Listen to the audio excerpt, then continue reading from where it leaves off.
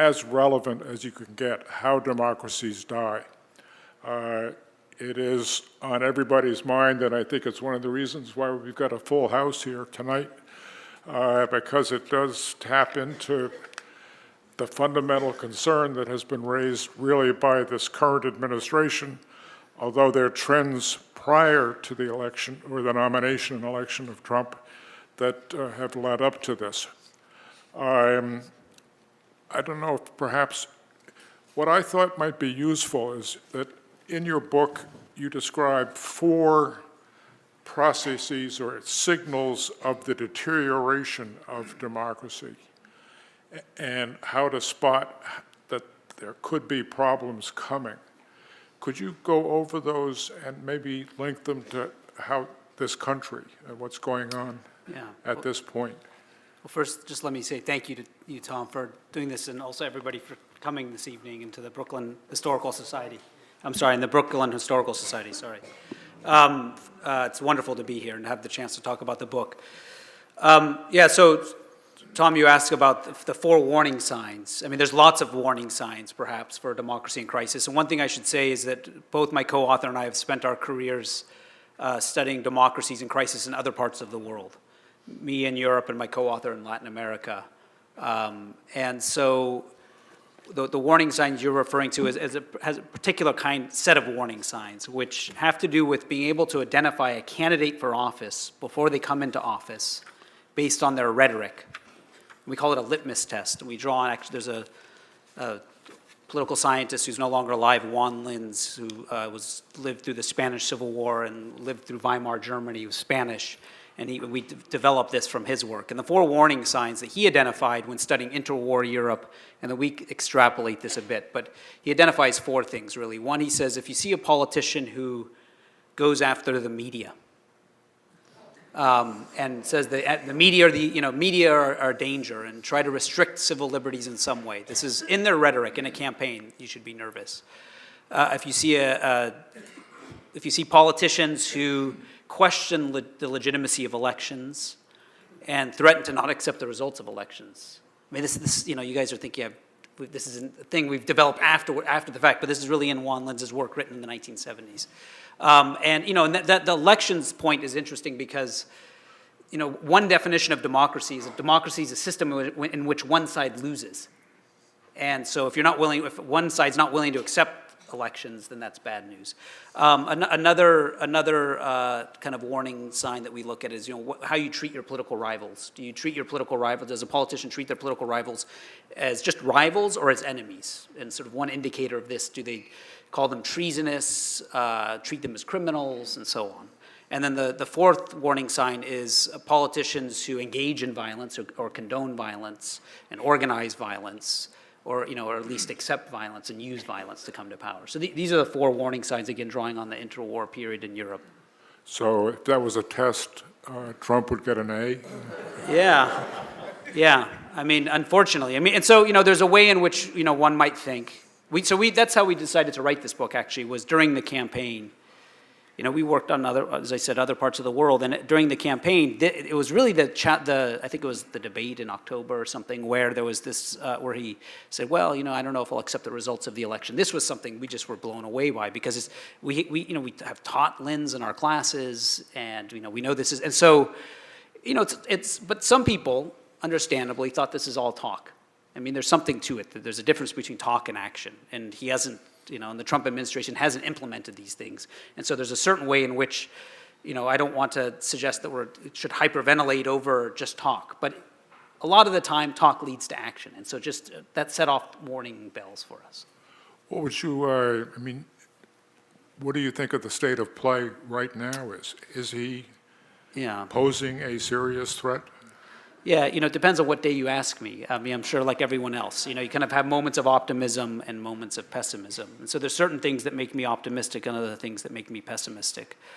One thing, again, having studied other parts of the world, we were very sensitive to the idea that we didn't want to make the case that that fascism is around the corner, or that tyranny is around the corner, or that the U.S. is just like Turkey or Hungary or other countries that people often make analogies to, where you have elected people come to power in elections and then begin to dismantle democratic institutions. Because I mean, one similarity certainly is, during the Cold War, most democracies broke down through military coup. Today, most democracies break down through elections. And so, so the fact that somebody's elected shouldn't make us rest easy. On the other hand, democratic institutions in the United States are much older than these other countries. They're much more robust. Our system of checks and balances, I think, are working quite well, and we could talk more about that. But they are working. I think, well, I would say some are not. I mean, there's, I think our legal system is working pretty well. I think our social institutions, media, the New York Times has tripled or whatever in subscriptions. I mean, the media is playing a very aggressive role, and this is not, that we should take this seriously. That's great, I think.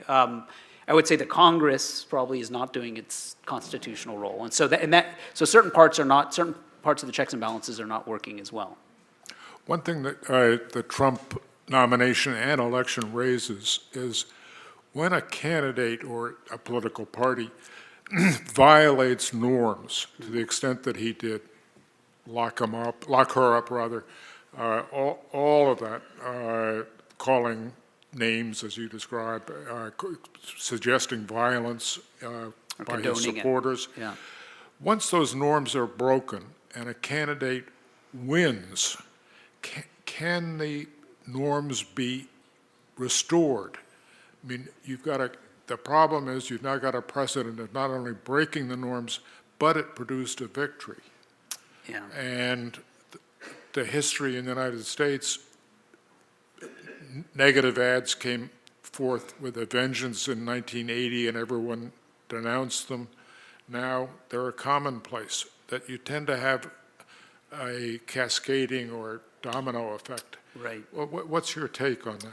Yeah, no, that's why it's so worrying. I mean, there's a way, in which people say, don't get so excited, these are just words, it's just, and some people even say, I think actually from the left, say, well, American democracy has always been flawed, so why is this is just breaking of norms is sometimes good, and I think that's right. Sometimes it's, norms of hierarchy and oppression are good to break. That's how you get democratic breakthroughs.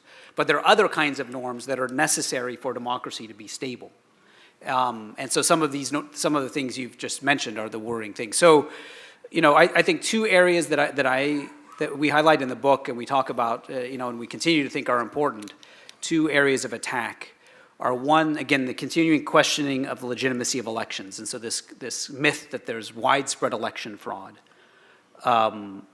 means, and the repetition of this and the creation of this election commission that was eventually disbanded, but the going after the kind of core defining feature of democracy, which are elections, and convincing many people, and if you look at opinion surveys, there's many people, increasing number of Republicans in particular, who think that election fraud is widespread.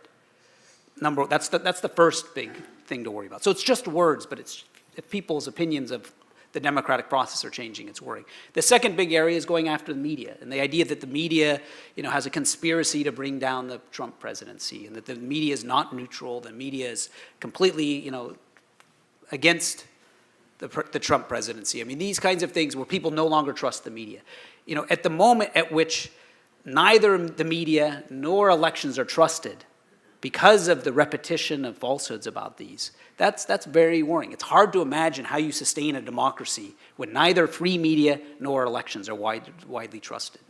Do you think it's possible that Democrats would move in the same direction that Trump has established? Well, and so you mentioned the cascade effect. Yeah. I mean, one of the things that we worry about, and we finished the book in the late fall, and we've become more worried since, is, people keep saying the timing on the book was great, and I keep thinking, well, the book could have come out any point in the last year, and everybody's, on edge. So incidentally, it's made the Times bestseller list. Yeah, that's right. Yeah, is for a political science book. Yeah. Yeah. Thank you. Yeah. Yeah. Political scientists don't normally write well, I guess. No. So we're no George Orwells, but yeah, so the thing that we worry about is, the degree to which, I mean, there's an active debate about this, and it's a really hard situation, because I think one of the things is once an authoritarian, and I'll say Trump has authoritarian instincts, once an authoritarian is in the door, there's not a lot of good options. I mean, a lot of bad options. And so one of the dilemmas that Democrats face, and there's a lot of debate about this, is whether or not Democrats should fight like Republicans. And the idea is that if one side's going to break the rules, the other side should break the rules. I mean, how, break the norms. Why should one side box according to the Queensberry rule of boxing, where you don't hit below the belt, and the other side does all the time? I mean, you're going to continue to get abused in this way. And so, for good reason, I think people are making the case that that Democrats need to respond in kind. And I think we've begun to see evidence since we've finished the book, and we highlight a bit of this already, though. This debate was already going on.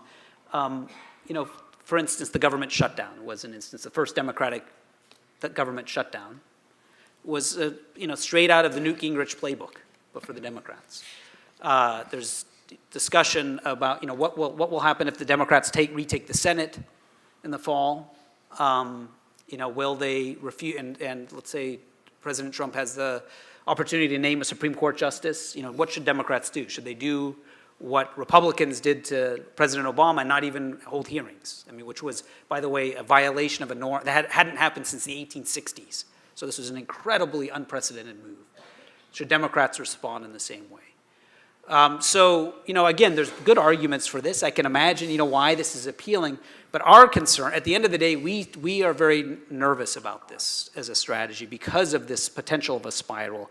Because when we've seen this in other parts of the world, when both sides begin to play ratchet this game, there's a kind of next turn in the spiral, and it rarely ends well. And so we're very nervous about it. Have the Democrats, in fact, contributed to this spiral? For example, there's a lot of debate over the commitment of the left to free speech on campus. There's a lot of, do they want to close off free speech? Has that kind of activity helped foster the kind of? Yeah, I'll say a word about that. I think within the political process, it's been more relevant. I think there is a way. I mean, in the book, we provide a history of where this. So one of the norms that we talk about in the book is a norm of mutual toleration, which is the norm of accepting your political rivals as rivals and not as existential enemies. You have a rival and you treat them as somebody who has a right to govern and to compete for power, and you just disagree with on policy, but at the end of the day, it's not a catastrophe. It's not the end of the world if they lose. When that norm erodes, and we think we make the case and provide an account of why the Republican Party, we think, began this spiral. And it really began, I mean, we date it, it's hard to date it, but we really date it to the early 90s and the Gingrich revolution in Congress, the Gingrich takeover of Congress. So we think the Republicans began it, but Democrats, I don't think, are innocent. I mean, a couple of things we point to in the book. The use of the filibuster has skyrocketed on both sides, including under Harry Reid with Bush court appointees.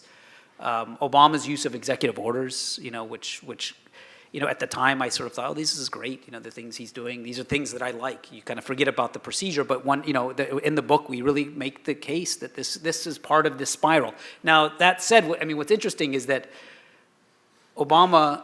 And we recount this, he had this slogan where he would say, if Congress won't act, we will. And so it was a response to the dysfunction of Congress. So again, it's the spiral. And that's the thing that in this kind of tit-for-tat game, both sides always feel justified. And so it's just, so in that sense, Democrats are responsible. In terms of the point about free speech on campuses, I tend to think that that's not as, that's a cultural issue, that it may be important. I think, as professors, my co-author and I we've both sort of said, when people have asked us about this, we've said, we have a responsibility as professors to kind of foment active, diverse views on campus, and I think that's obviously very important. But, that's probably maybe an indicator of some of the cultural polarization, but it's not, I don't think it's part of the same political dynamic that we're talking about.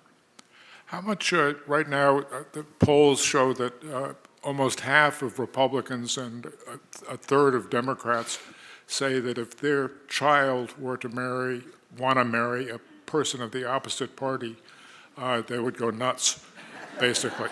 I mean, they really hate the idea.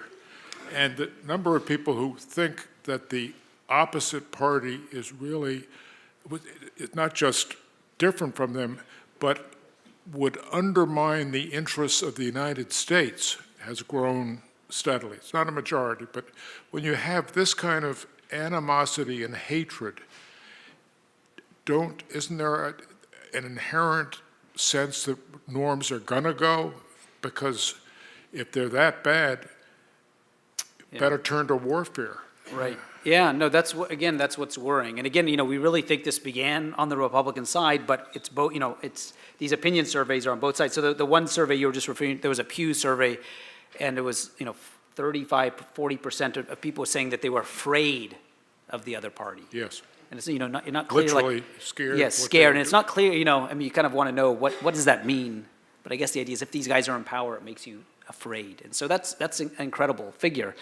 And again, since, that's unusual in the American political context. I mean, there's really no data in American, opinion data doesn't go back far enough to capture the late 19th century where one might have had similar levels of fear. But, we've had polarization throughout American history at different points. Yes. Around the Civil War, the 1790s. But in other countries when this has happened, the Spanish Civil War, Weimar Germany, Venezuela in the 1990s, and today as well. These are very dangerous numbers. And so the way we kind of think about this is that if polarization contributes to this norm erosion, exactly in the way that you said, because if people are fearful of each other, it's hard to treat each other as if they have a right to compete and exist. And so the first norm I mentioned was mutual toleration. The second norm is forbearance, which is a more unusual term. Forbearance is the willingness to not fully deploy the institutional powers that you have the right to deploy. And so, this means if you're the president, you don't, even though you constitutionally have the right to pardon anybody you want, you don't do that. The Senate could block, any cabinet appointee they want, but they don't do that. You underuse your power. And our system of checks and balances requires that. That's a norm. That's not written anywhere in the Constitution. This is the norm to make our system work well. People, in our daily lives, people, with power and people without power have to do this on a daily basis. And our political system also relies on this norm of forbearance. When you view your enemy, when you view your rival as an enemy, if you think your rival is an existential threat, it's hard to forbear because you think, why not go to the mat for this? Because this is a life and death issue. And there's probably all of us here in the room could think of issues over which you would not forbear. But in a political system, if you want the democracy to continue, people need to forbear. And it's harder to do that when you view your rivals as enemies. Is that part of a process where the kind of issues that were during the Great Depression and so forth were matters of economics, and you could debate, we want to give a tax cut or a tax increase, and your guys are going to take a hit, and our guys will take a hit, and we'll sort of argue out. Whereas if you have issues like abortion or gay marriage or a lot of these issues, you can't say to a person who believes that at the moment of conception a life is there, you can't say, well, we'll kill it for the first 6 months, but not for the last 3 months. It's no bargaining in these debates. Is that the kind of issues we have now? So in the book we argue that really there's three sets of changes that have taken place that have contributed to the polarization. One is and this builds on some of your work in your book on chain reaction, which came out in the early 90s, which is the first change that really began in the 1960s was the passage of the Voting Rights Act and the Civil Rights Act, which democratized the United States, generated a reshaping of the political parties in which you had Southern Democrats becoming Republicans over the course of the 1980s and 1990s. So race, also in this period, the expansion of immigration, and so you have an increasingly diverse society. And then also the shift from, evangelical Christians had been previously split basically evenly, actually tilting towards Democrats between the Republican and Democratic Party, and over abortion, largely, Yes. a shift to the Republican Party. So these kinds of identity issues are very potent, and people feel strongly about them. And so as the DACA debate was happening last week, and people were saying, well, we want to hold up the government. These children's lives are at stake. This is absolutely something. And the Democrats dared give in over these children's lives. You sort of think, if you're a pro-life citizen or politician, and you feel just as strongly about this, you could understand why people might go to, again, push to the hilt on these kinds of issues. So I think that's certainly, that's the main factor that we highlight. I mean, there's other things that have driven this polarization. It's been exacerbated by the role of media, economic inequality, but that's the kind of central pivot of our story that we tell. You refer to inequality, and you do in your other book too, I believe. Yeah, right. What role do you think it has? Has increasing inequality made and fostered an environment in which this kind of norm breaking is more likely to occur, or how important is it in the whole? Yeah, I mean, we tend to think it's in some ways not as important as these kind of dynamics over identity and race and immigration and sort of cultural identity. But I think inequality, and we make the case that inequality has exacerbated this. So clearly growing since the 1970s, there's been increasing economic inequality, which is not news to anyone in this room. But the degree, the heights of inequality, or the gap between rich and poor, which have reached levels not seen since the end of the 19th century, beginning of the 20th century, I think have exacerbated this. And a couple of points on this. I mean, there's a recent study by these economists at the National Bureau of Economic Research in which they identify, and there's a new wave of this, I would say, really since the mid-2000s. They go county by county and look at counties that have an economic profile that have been hurt by imports from China. David O'Toore's work? Yes, yeah, exactly. O'Toole and Otter and I forget his... David Card. And it's called the China shock, is the sort of the concept. And so if you go county by county and look at these are places that have had increased polarization. So I think there's a racial component to it, though, as well. In more diverse communities, this pushes Democrats to the left. In wider communities, this pushes Republicans to the right. And so there's this kind of intersection. And this is drawing, again, from other countries around the world. When you have a combination of an ethnically diverse democracy and rising inequality, there's opportunity for the kind of politics of backlash and demagoguery that we've seen in the United States. And so the second point I wanted to make is, I sometimes have the thought experiment. Imagine if the Voting Rights Act and the Civil Rights Act and immigration bill of the mid-60s had all passed in 1950. And then you had 40 years 30 years of uninterrupted economic growth, basically. Yeah. And had this process of integration taken place in a period where there's an expanding middle class, it's sort of interesting to think, perhaps we wouldn't be in the situation we're in. And we had it was an accident of history that we wouldn't undo, but that these democratizing reforms of the Voting Rights Act and the Civil Rights Act came later than they ought to have. And the point at which they came, this coincided with shifts in the global economy that have left the U.S. more vulnerable than it would otherwise be. I think that's absolutely right. I hadn't thought of that. Just as globalization became costly, especially to large segments, was when all these racial, women's rights, gay rights, right, all of those issues became to the fore. Right. And it was a brutal combination. And scarcity really does not foster generosity. Right. One of you argue, I'm going to paraphrase, but it's close to this, that reducing polarization requires the Republican Party to be reformed or refounded. Yeah. That's a pretty big, ambitious agenda. Yeah, no, it is. And we don't really lay out exactly how that should happen in the book. I mean, I will admit, when... Kill 'em. Yeah, when people ask me this question, usually it's, we say there's 2 minutes left in the talk, so how to save American democracy? Yeah, so you've asked me this earlier. I don't have control of the agenda, so I have to give an answer. No, our last chapter, we lay out some ideas. partly because we knew readers want to do this, but also the idea was to take our diagnosis. I mean, if a diagnosis is worthwhile of what the problems are, it should generate ideas.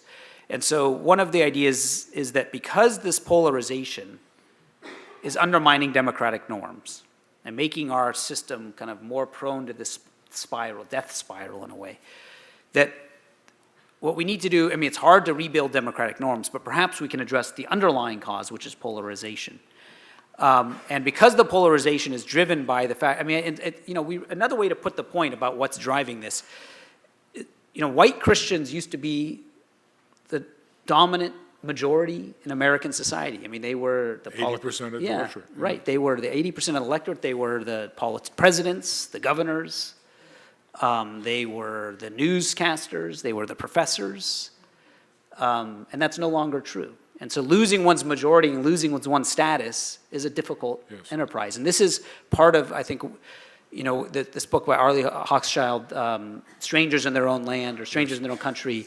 I mean, there's sort of a sense in which people feel like they're strangers in their own country. So I think that's part of the thing that's driving this. So the fact that the Republican Party continues to be basically a white Christian party, whereas the Democratic Party is a kind of mix of almost a rainbow coalition of different groups and so on. What we think has to happen is the Republican Party needs to become a more diverse party. And, it's doing very well. When we say, well, the Republican Party's in crisis because of this, people say, well, they do control the presidency, both houses of Congress, majority of the state houses, and basically the Supreme Court. This is the kind of crisis I want, But the reality is that the demography in the medium run is bad news, I think, for this model of a Republican Party.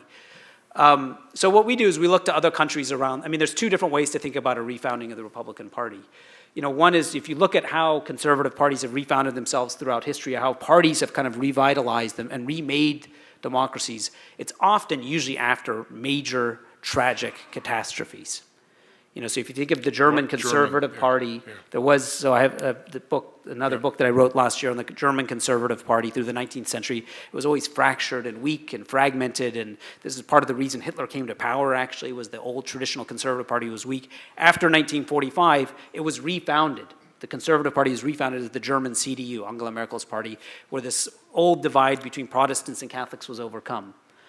That's not a great model, though, because clearly this was a major catastrophe, a Second World War. So a question we ask is it possible for our own conservative party to learn to reform itself before catastrophe? I mean, that's the first point. The second point, though, is that I think there are some hints in the U.S. Potentially. I mean, one thing we kind of think about is the different fates of the California Republican Party and the Texas Republican Party. The California Republican Party in the 1990s under Pete Wilson really went after immigration and offended Hispanic voters and turned off Hispanic voters and basically is now a non-existent party in California. Whereas the Texas Republican Party, it can be a party you don't particularly like and that pushes issues you don't particularly like, but it has a broader appeal across ethnic diversity. And so our idea is that the Republican Party needs to refound itself as a more multi-ethnic party. So that's something that Republicans could do. They had that option right after the 2012 election, though. The Republican National Committee put together what was called the autopsy report, saying that they had to get with it and drop this crazy anti-gay, anti-Hispanic, anti-immigrant stuff. But it turned out they didn't follow that advice at all. If anything, they went precisely in the opposite direction. Pretty much in the opposite direction, especially on the Hispanic question. And they really thumbed their nose at the idea of a diverse America being demographically powerful. It's worked out so far, but I mean, I think... But it's worked out. I mean, they've known this. There was the Right. book, The Emerging Democratic Majority, that was published in 2002 that demonstrated, this is what, now 15 years ago, 16 years ago, that the demographic trends were all pushing in the Democrats' favor, but we've got, as you say, Republican control everywhere. Anyway, it's pretty hard to reform a but party. I think there's 2 points about that, though. One is that I think the kind of hardball politics that we see is in many ways a reflection of that reality, that in order to hold on to majorities in state houses across the country, there needs to be this kind of electoral manipulation, I think, and the shifting of the rules of the game to preserve these majorities. And so, this again comes from research looking at other parts of the world. When political parties think that they are on the edge of a demographic or cultural change. There was this British conservative landlord in the 19th century, Lord Salisbury, who saw the handwriting on the wall and knew his time was up, and he had a catastrophic, they called it a catastrophic view of politics, which is that they're going to be the last guys of their generation. You need to these guys start abandoning democratic norms when they do this. So that's one thing. Another interesting point, though, is why don't you think that happened in 2012? I mean, why didn't they embrace this vision? I mean, after the 2012? Yeah. I think the forces of anti-immigration forces, if you look at the Republican Party, take basically Trump's hardcore support. He has roughly 30% of the electorate. But if you put those 30% in the Republican Party, which is at best half the electorate, that means 60% of Republicans are basically loyal to Trump. That's why no Republican defies him, because if you get on the wrong side of Trump, they're worried they're going to get primaried. But the power of the anti-immigration forces, which has become the big crux issue, is within the Republican Party is really almost indomitable. But what that suggests, though, also is that I think the Republican Party is a shell of a political party. It's not really a political party. It's a coalition of groups and politicians and moneyed interests and activist groups. The kind of model of a political party in which we have a party chairman and state party chairman who actually exert real influence. If you imagine, had George W. Bush, who I think his instincts were kind of in this direction, coming from the Texas Republican Party, had he left office in 2008 and left in place party chairman, and let's say the Republican Party had superdelegates, all filled up with guys that George Bush liked, it would have been much harder for this kind of white nationalist strand, essentially, of the Republican Party to make inroads. And so I think in some ways, part of the problem is the structure of the Republican Party itself. Well, actually, it goes to another question I had, which was, you talk about the invisible primary. The invisible primary is the process early on in the primaries where the power elite, basically, the donors, the party leaders, pick a candidate, and there's sort of a consensus. George H.W. Bush and is a quintessential example of that. He got all the governors behind him and he built it up. And Trump is the antithesis of that, where he was not supported by any Republican establishment folks, and he basically broke what had been a very powerful tradition, especially on the Republican Party side, of elites picking the party nominee. It's a long history that in the Republican Party is known as the party that crowns its princes, whereas the Democratic Party is known as the party that kills its kings. But at any rate, So what happened? has the party structure, in that sense, the ability to pick a nominee, been wiped out completely now, do you think? Yeah, so the first half of our book really deals with this. I mean, we really think of democracies dying. The question is, how do democracies die? So how do they die? One way, the first step is autocrats in the making get in the door. And so the issue is, the best way to defeat an authoritarian is to keep them out of power. I mean, which is, sounds kind of obvious, but what that means in the democratic context of the United States. Lowercase democratic. Yeah, right, exactly, is that the question is, how do we pick our nominees? And if you go back throughout the 20th century, in fact, I mean, there is a strong, latent, sometimes not so latent, authoritarian subcurrent in American political culture. I mean, going back to Henry Ford, who was a famous anti-Semite, cited in Mein Kampf, really considered running for president in the mid-1920s and then decided not to, partly because he thought he couldn't make it through this process on the Democratic side. Huey Long in the 1930s, Joe McCarthy in the 1950s, George Wallace in the 1960s. And if you look at Gallup poll data, which goes back to the 1930s, these guys usually got about 30% approval ratings in Gallup polls going back, which is about the same number that Trump has today. Yes. And so the point here is that there's always that, I think, from our view, and we make this case in the book, that there's always this threat in all democracies, not just the US, and exacerbated by economic crisis, by polarization. And so the key issue is how to keep these guys far from power. In a democracy, this is challenging. How do you keep, if people win elections, they win elections. An important role is to be played by political parties. Political parties are gatekeepers. Political parties are those entities which select the candidates in the first place. And so historically, up until 1972, this was done by party leaders. They got together, there were primary votes, but they didn't really matter very much. Most states didn't have them, they weren't binding. So before the general election, parties got together and essentially picked the candidates. They picked people sometimes who were good, sometimes people who were mediocre. Warren G. Harding is my favorite example of a guy who looked like a president but was a terrible president, but he was picked in the smoke-filled back room. And the problem with this system was it was a smoke-filled back room, and so there was a lot to criticize about it. And so when the smoke-filled back rooms were opened up beginning in 1972 with the McGovern-Fraser Commission, and you now had primaries selecting candidates, it opened the door. And this is a double-edged kind of situation. Clearly this is better in the sense that it's more open, it's more democratic. Somebody, like Barack Obama, who's a relative outsider, probably would have never made it through without this. But it's a double-edged sword. It also means other kinds of outsiders can make it through. And so I think what happened in 2016 is that a kind of Henry Ford, Huey Long, George Wallace type made it through. And it's partly, I think, because of the nature of the primary system. The fact that the Republicans don't have superdelegates probably contributed as well. I mean, I don't know what you think of this, had the Republicans, another kind of counterfactual, had the Republicans had superdelegates, would have Trump, maybe he wouldn't even have run. Maybe he would have run, but maybe he wouldn't have won. It would have been easier to coalesce around one of the rivals. So I think the way we pick our presidents is in many ways broken.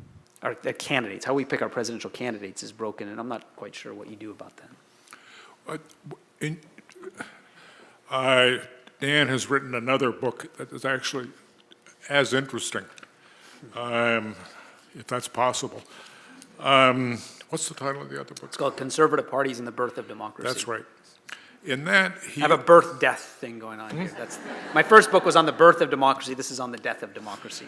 But the book makes a very interesting argument that democracies need a strong conservative party, that conservative, powerful landed and corporate interests need to have expression in the political system, and to effective expression using political parties, often controlling a political party, in order for the system to really be democratic. It sounds like a little backwards that the granting political power to the powerful, but it's still, and he shows this through patterns that took place in Europe, where you see sustained democracy, conservative political parties have had sustained ability to compete in democratic processes. That's the important, their ability to compete. Whereas in countries where they could not form political parties, there had no history, that's where you had real problems. How does that apply to the United States? Here we got, it would seem, a lot of people, I would think, in this room, that the powerful interests have plenty of leverage. Yeah, so the question is not how well are they doing electorally. I mean, so this was a study of the German and British paths to democracy, and the German conservatives had access to the state, had access to the military, but as a result of this, they manipulated elections, and they didn't really compete fairly. In any effort to compete fairly, they defeated these because they knew if they had to face socialists and liberals on their own without all these crutches, they wouldn't have survived.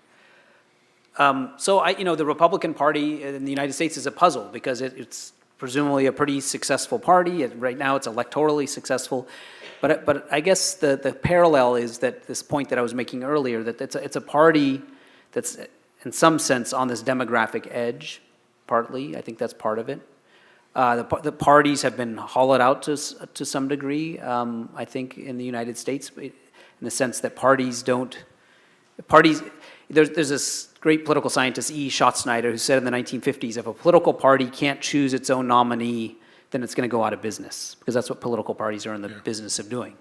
And, if you think about the Republican Party establishment, I put that in quotation marks, didn't want Donald Trump to be their nominee, and yet he was their nominee.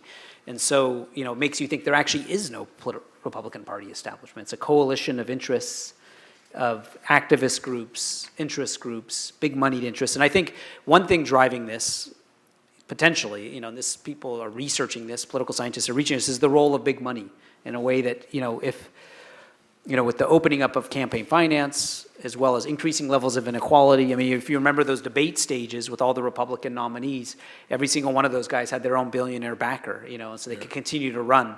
And so the fact that the party didn't control the money, and there's incredible access to outside money, that meant that the party is in some sense hollowed out. And so although it's doing well electorally, as an organization, it's a kind of hollow shell.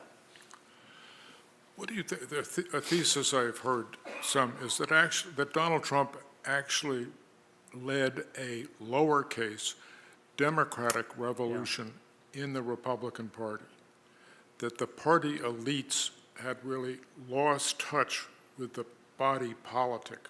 The one big strength the Republican Party has developed has been support among the white working class. And the white working class was not interested in the agenda of the elites. The elites are much more pro-immigration, for example. They're much more focused on tax cuts, especially for the wealthy, that there had been a real divide in the Republican Party, and that the working class, which made up numerically a larger segment of the party, rose up and used Trump to voice their opinions. They may not have come out winners at the end of this, but that it was in that sense, an insurgency with some legitimacy. Yeah, no, and I think there's reasons to think that it's not democratic, and there's reasons to think that it is democratic. The reasons to think that it's not democratic, I mean, at some level, it's the classic demagogue. I mean, going back to ancient Greece, the demagogue is simply, it's a weird term that people use all the time. I use it, but demagogue really just means a politician who gives voice to the will of the people. So what's so bad about that? But part of and I think it's certainly an insurgency.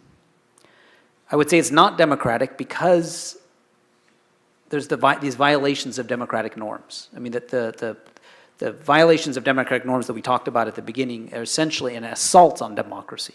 And so it's this great paradox about electoral authoritarians, which is why democracy is vulnerable everywhere in the world, I would say today, is that people come to power through elections with the mantle of democratic legitimacy because they have been elected, but they are attacking also, if they attack, and so that's fine, but if they attack democratic norms, then that's a problem. And so that's sort of the nature of the beast.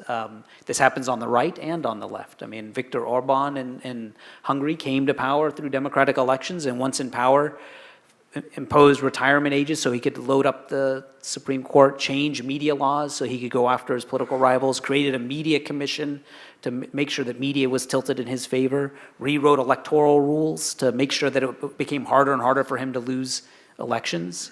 But he was democratically elected, and the next time around he was elected again.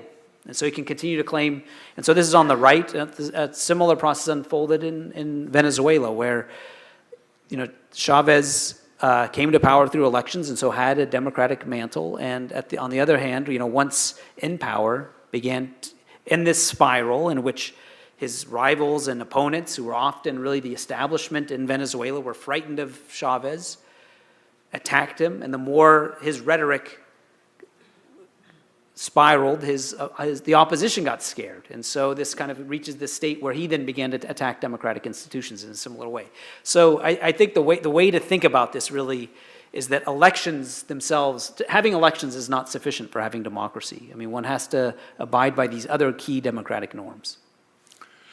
I'm getting a signal we should start shifting to questions from the audience. So please, those of you who do have questions, how about you here? I think they want to give you a microphone. Is that correct? Over here? Right here.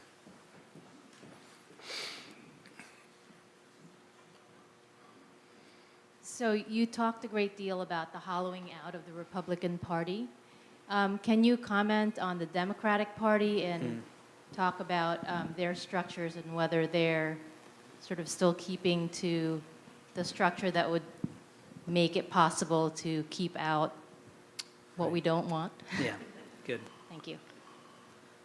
So I guess I'll stand. Yeah. So yeah, no, very good question. I mean, the threat in this particular case has come from. I mean, I don't want to be misunderstood. I'm not against outsiders, direct.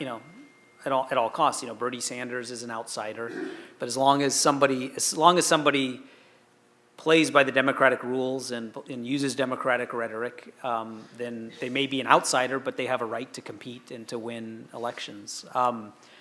So, I mean, I think one thing that I've thought about, and I mean, I think there's a lot of interesting new political science research on the Democratic Party. I mean, one of the things that's hurting the Democratic Party is that, voter turnout throughout history is not simply a function of, good citizens going out to vote. Citizens are mobilized by groups. Political parties mobilize citizens through groups. It's a much more efficient way to mobilize citizens. And the Democratic Party has historically relied on labor and its relationship to unions.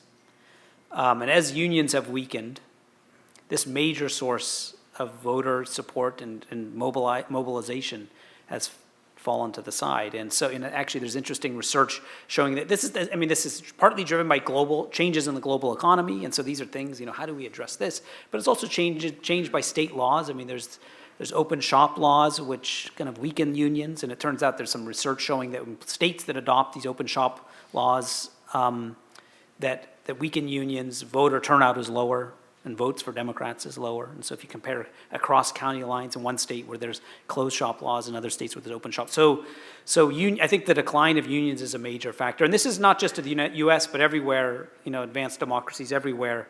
The Social Democratic Party in Germany is in a much more dire situation, actually. I mean, it's really, the French Socialist Party basically no longer exists.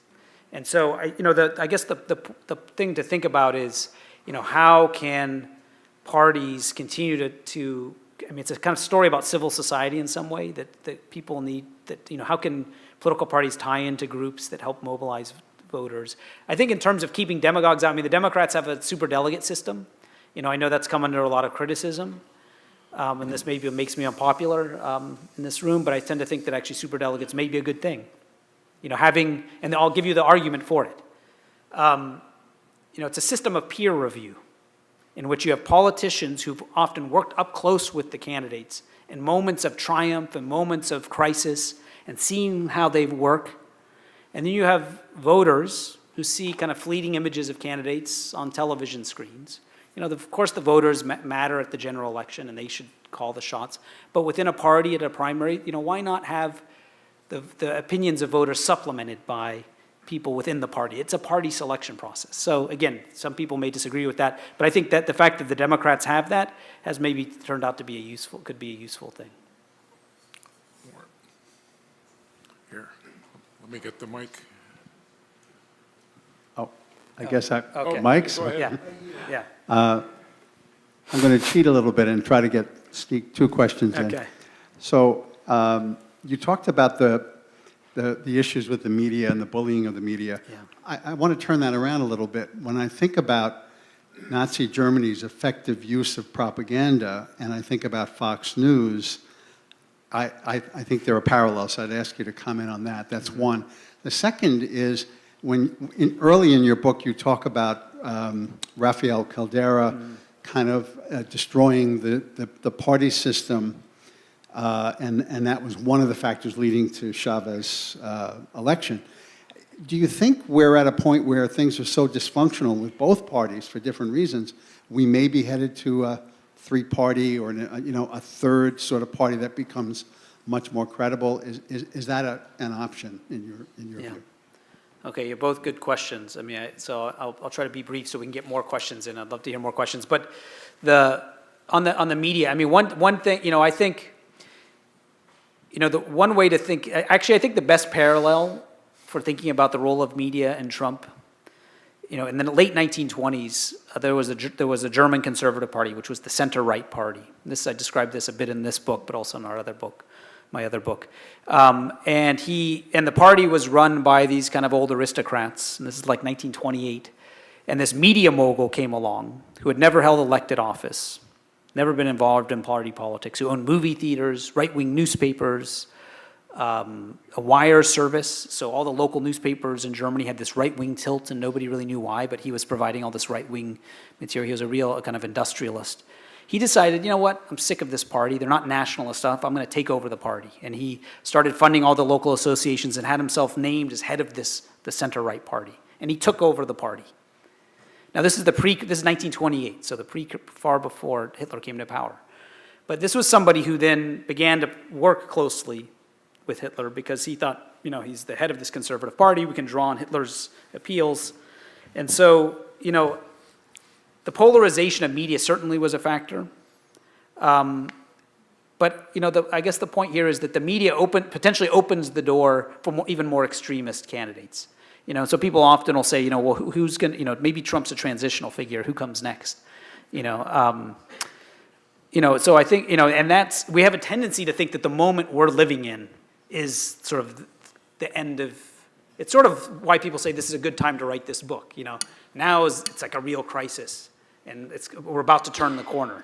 You know, things could get better or they could get worse. We don't really know, you know. And so in a way, I think the parallels to Weimar, which I make very reluctantly, because I think the American political system is much more robust in many ways, the parallels I find to an earlier period, in fact. On Venezuela, again, similar kind of point. I mean, I think that the parallel to Venezuela is a mainstream party breaking down. The mainstream parties broke down in Venezuela in response to serious economic crisis, a kind of crisis that we haven't experienced in the United States. The political parties collapsed entirely in a way that they haven't in the United States. So, you know, I really want to kind of, you know, hammer home the point here. You know, the American democracy is much older than all of these. These were very new democracies. Venezuela was actually an older democracy. Germany was certainly a brand new democracy. And so there's a lot of institutions and organizations that continue to work well. You know, when I come to an organization like that, a place like this, you know, I was at the Cambridge Public Library last night, and I said, I'm in the Cambridge Free Public Library that's been here since 1870, and everybody broke into applause. And they said, you know, it's these kinds of social institutions that matter a great deal. And, you know, there's a lot to think that's working well in the United States. And, you know, this kind of racial polarization that we're talking about, you know, if there's any country in the world that can make this work, it's the United States, I think. So, you know, we've kind of dealt with ethnic diversity in the past, so there's lots of reasons to be positive. So this is my, you know, when I get a question like this, I kind of put on my more optimistic hat, and this is the argument that I kind of make. We can all smile. Yeah. Here. Oh. Excuse me, about money and its ability to motivate and marshal that 30% or 30% plus. Mm-hmm. Is there some limit to the amount of money? Is there some, in your mind, is there an amount of money? We just heard $400 million coming from the Koch brothers into this year's election.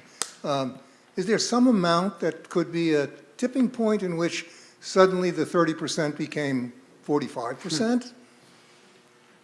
Yeah. You're kind of asking me to predict, which political scientists are terrible at making predictions. So,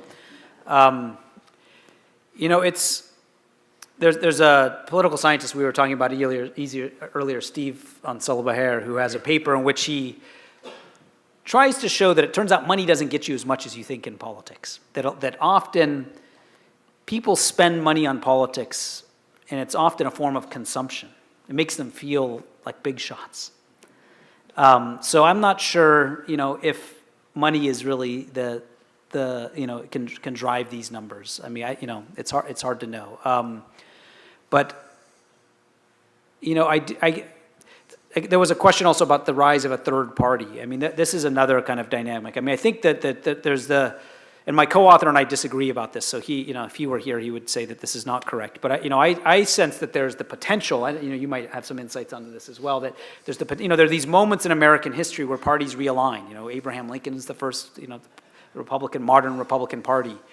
And we're, potentially in that kind of moment. It's hard to know. I mean, there was a recent op-ed in the New York Times just yesterday, making this case that if Joe Biden and Ben Sasse would run for president and vice president together, that they would, appeal to all these moderate Republicans and centrist Democrats. Who knows? And my co-author thinks this is not going to happen.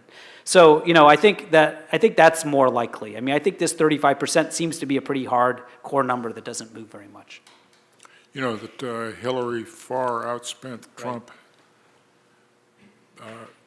by like 2 to 1 or bigger. I forget the exact data, but that was not an election, except Trump got a huge amount of free publicity that was worth billions of dollars from TV, but still pure money didn't determine the outcome. There's a woman here who's been waiting. The peer review aspect of superdelegates, what about electors?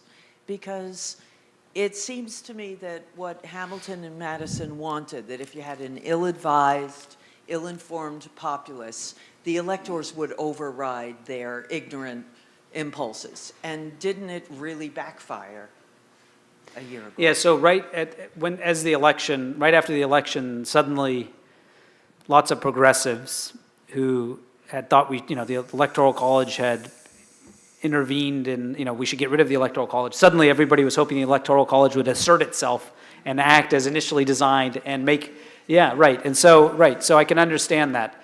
But, that really, the Electoral College is really, in some ways, a kind of an institution that has never really served much of a purpose. And it's a funny thing to think that we even have it. And, I think, in principle, sure, let's get rid of it. It's hard to imagine why it's, so I guess my point is that we didn't we may not have liked the results of the election, but we can't, I don't think it's the right thing to do to change the rules midstream. I think the issue is, we should, Trump won the election, and via the Electoral College. Now, that said, I think there is a crisis, I think, a growing potential crisis of legitimacy in the United States, in the sense that, over the last, 2 out of the last 5, 3, it's increasingly a common thing where you win the electoral vote, but not the Electoral College. You win the popular vote, but not the Electoral College.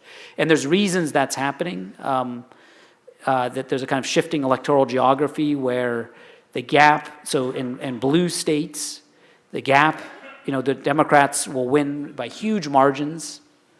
And so these are in some sense wasted votes. California or New York, you have, tens of millions of votes that are getting you a majority, but they're not getting you any more electoral. So in that sense, there's clearly a flaw in our system. But I think the solution is not for the electors to act suddenly assert their discretion. I think that would have caused all sorts of problems. This is the kind. I can understand the temptation to think this is a good thing, but this is the kind of what we call a constitutional hardball, where you play by the letter of the law and you eviscerate the spirit of the law. So I agree that potentially this could be reformed, and there's movements underway to kind of do this at the state level. But I think we can get rid of the Electoral College, but we shouldn't do it in the middle of an election when we don't like the results of the election. Here.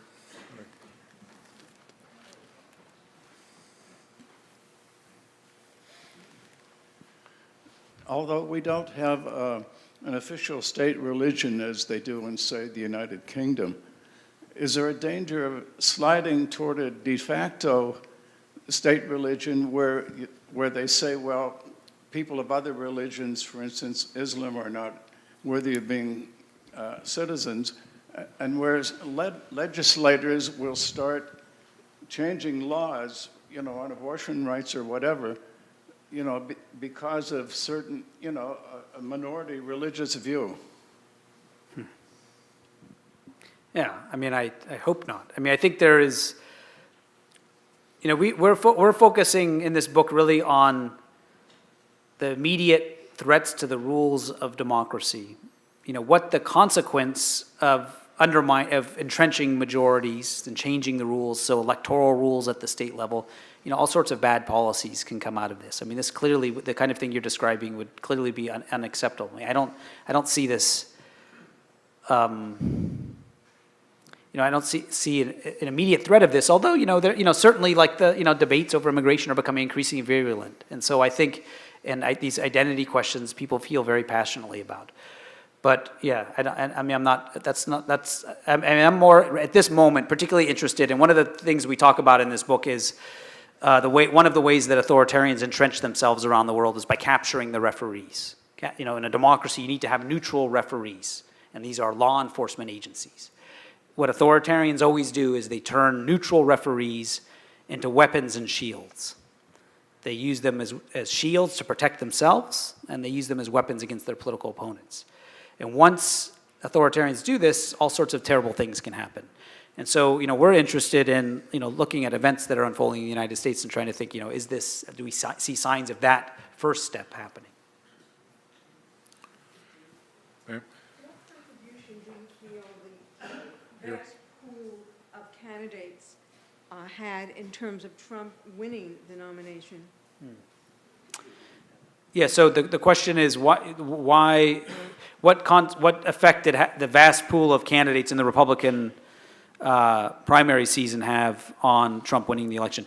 Yeah, we don't really talk much about this in the book, but I think it played a role. So the idea is that there was so many candidates that had there been fewer, maybe the Republicans would have coalesced around Marco Rubio or Jeb Bush or somebody, and because there was so many, they all sort of took each other. It kind of reminds me as a kid what I used to do. I grew up on a farm in Northern California. What I used to do, my friends and I, when we were elementary schools, we'd go around and collect bugs and put them in a jar. Worms, spiders, and we'd go through the woods, and then we'd shake it up and see who would survive. And the worm would always climb up to the top of the jar, and the beetles and these nasty poisonous bugs would all kill each other. And at the end, the worm would come down, and it would be the only one left. I mean, that's a little bit of what happened. That's political science. Yeah. But a question to ask, though, so that we could just say this is an accident of history, that there was so many candidates running. But actually, one of the things we track in the book is that there's an increasing number. If you look at the number of serious Republican nominees in the primary process, the numbers are increasing, like viable candidates. And there's increasing number of off-the-wall candidates as well. Herman Cain, people who, and so you have this proliferation of candidates, which certainly breaks down the kind of gatekeeping function of the party. But you have to ask, well, why is that happening? I think that's being driven, we make the case that this is being driven by transformation in media. It's easier to kind of get attention without much experience. But also, an idea would be that it's partly being driven by access to money. Again, if everybody has their own billionaire, you can run for a while, and you don't really have to worry. You don't have to even have a viable candidate. You sort of hope you might catch fire and do well. And so, so the degree to which there's a kind of decline in a party's control over messaging, so the proliferation of new types of media, and the parties losing control over media, and this comes back to this theme of the parties being a hollow shell. So I think that's part of this same phenomenon. Over here. I think the voter participation rate in the United States has been going down over time, and surely that must be a participating cause to less democratic participation. And do you see this in other places where you've seen democracies die? Is that also a participating cause? Yeah. So it's hard to know what declining voter turnout means if you look cross-nationally. Sometimes is, connected with high levels of satisfaction, high levels of disaffection. So it's hard to read this. But so there was high levels of voter participation in Weimar Germany, for instance, before Hitler came to power. And actually, the analyses of voter shares in the last elections before the Nazis came to power, a huge portion of the voters were voters who had never voted before. And so some people have taken that to mean, well, let's be afraid of the masses. That's not my interpretation. I tend to think that low voter turnout's a problem. There's different ways of addressing this. One way that countries have addressed this is through institutional reforms, mandatory voting. So some countries in Latin America have this. Australia has this. But, you know, so that's one kind of thing. Another, and something else that I've already mentioned is the role of civil society institutions, and labor unions help get voters to turn out. And so with those declining, what are their substitutes? And I think in some ways, like the Women's March is, you know, these marches have been efforts to mobilize people, and the idea that more people are, you know, more women are now running for office, growing out of these. These are kind of this kind of civil society, the forms of civil society mobilization that are critical for addressing voter turnout. So I think, you know, so I'm not sure declining voter turnout's a sign necessarily of kind of immediate crisis, but it's certainly a sign that there's kind of latent, deep sort of dissatisfaction, disaffection with the political system. I think people have also found that polarization actually helps increase voting. That's right. That the more divided the parties are, the more individuals feel that they have a real stake in the outcome. If you're a Democrat and the Democrats are really different, you see them as from Republicans, and Republicans are a real threat. People vote often because they feel threatened or they hate. Love is not what people vote for. And so when you get divisions like that, you actually, which may not be healthy in many respects, but they still boost turnout. So turnout is a difficult question to deal with as a measure of the state of democracy. But I feel like we're not answering the questions because more and more hands keep coming up. I know. More This will, this will actually be the last question we have time for, so this is the last one. make it count, no pressure. So who's, Can you give the, this gentleman has a, this better be Yes, good. for those people in the room who are really concerned about our democracy weakening, what advice would you give to us as to what actions we could take? yeah. Move to Canada? So I think we're out of time. Well,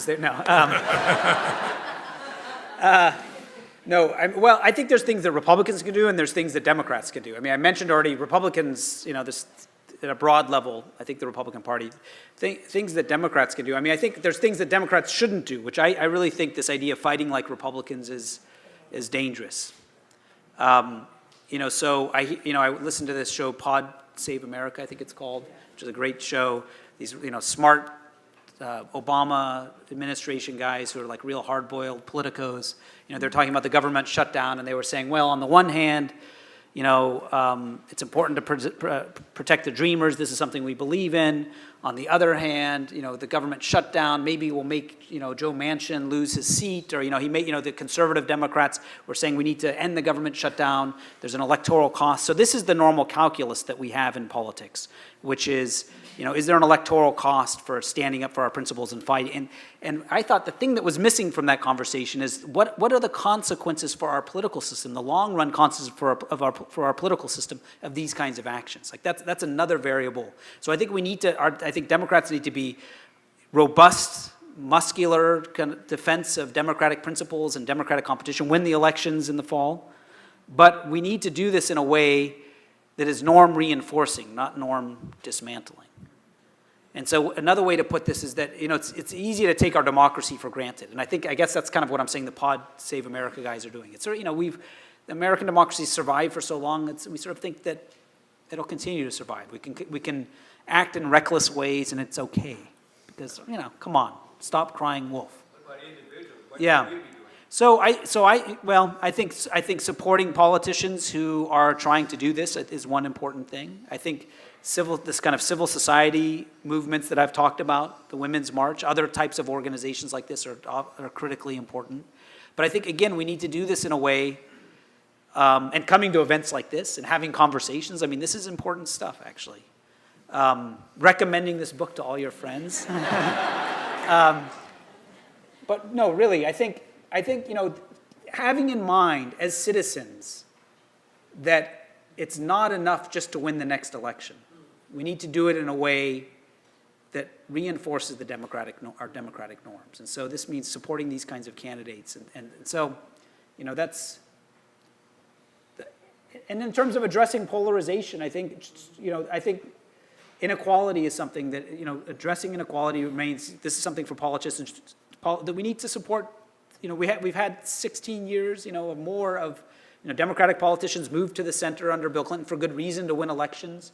But, we need to really address this issue of inequality head on. So, but, as an individual, speaking to you as an individual, I think supporting these kinds of civil society groups is really important. Being a member of the ACLU, or, maybe you are already, but this is very important stuff. One thing you can do is buy the book.